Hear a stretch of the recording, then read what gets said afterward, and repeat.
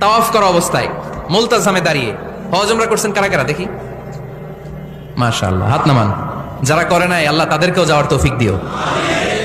একটা জায়গা আছে হাজরে আসওয়াদের কর্নার, তার ডানে কাবা ঘরের দরজা, এই দরজা আর হাজরে আসওয়াদ পাহাড়ের মাঝখানে কাবা ঘরের যে জায়গাটারে আরবিতে বলে মুলতাজাম।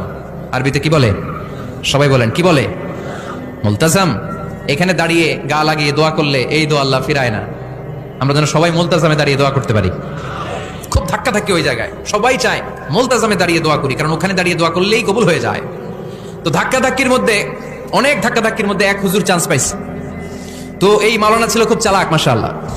উনি অনেক ধাক্কা ধাক্কি করে কোন রকম মুলতাজামের মধ্যে যে গা লাগাইছে, লাগাই একটা দোয়া করছে।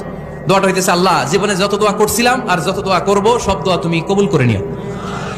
এটা কইতে দেরি আরেক ধাক্কায় দূরে যেয়ে পড়ছে, কোনো সমস্যা নাই, যা চাওয়ার চাই লইছি। কত বড় চালাক দেখছেন?